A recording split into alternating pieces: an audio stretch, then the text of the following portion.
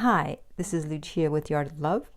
Today I want to talk about a topic that can be confusing when you are doing no contact. And by that I mean that you're not contacting your ex, you're not looking at their snaps or their IG stories or their WhatsApp stories, but they are looking at yours. They're looking at everything you do, and a lot of times they're looking at it right away. So what does that mean? Obviously, your first thought is, oh, they're interested.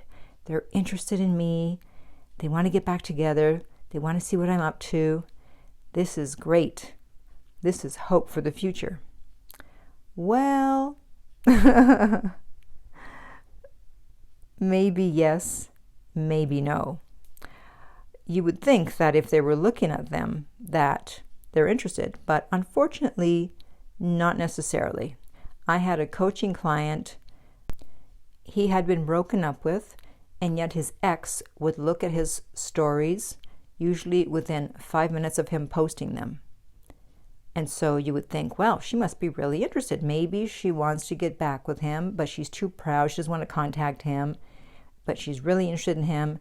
And so she's trying to send a hidden message, a hidden signal by viewing his stories to make him think that she wants him back and hopefully he'll contact her. Well, after 2 months, we made an executive decision, a calculated decision that, okay, fine, send her a text and see what happens. Well, what do you think happened? This woman that had been viewing his stories right away, usually, she did not respond to the text. She didn't even open it. She probably saw it on her lock screen, but since it was on WhatsApp, he never got the 2 check marks.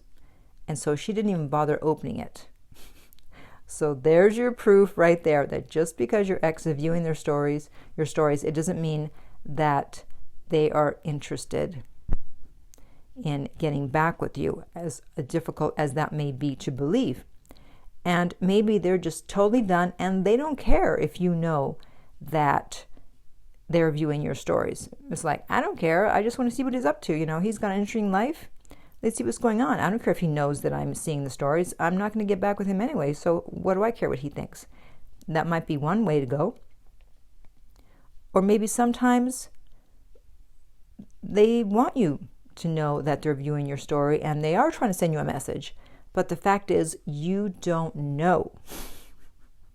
You don't know. You have a 50-50 chance. So what do? I still say stick to no contact.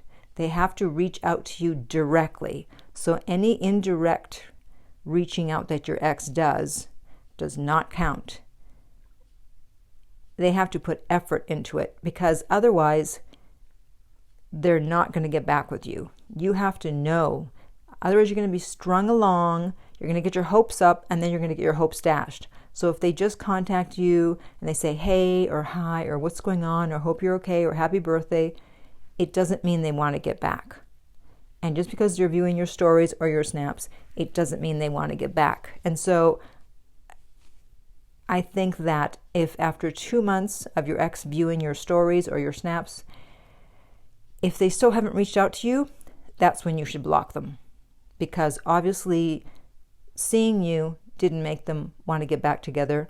They're just getting dopamine hits from seeing what you're up to. They don't have to miss you as much, because viewing someone's story, you actually feel like they're a part of your life, or you're a part of their life, right? You know, when you view stories of strangers on Instagram, after a while you feel like you know them. You feel like you're in their life. And so by allowing your ex to continue to view your stories when there's no sign of them being interested in you, at some point you have to cut off the dopamine. And so I would suggest after 8 weeks, boom, cut them off. That's it. No more. And then hopefully you'll be able to find out whether they do want to get back together if they miss you and are not able to see your stories, or whether it's over and they're done. So if you have any questions or you would like to work with me personally, you can reach me at my website, theartoflove.net. If you're listening to this on iTunes, I would appreciate if you would rate and review the podcast. If you're listening on YouTube, thank you for subscribing. And finally, remember that love inspires, empowers, uplifts, and enlightens.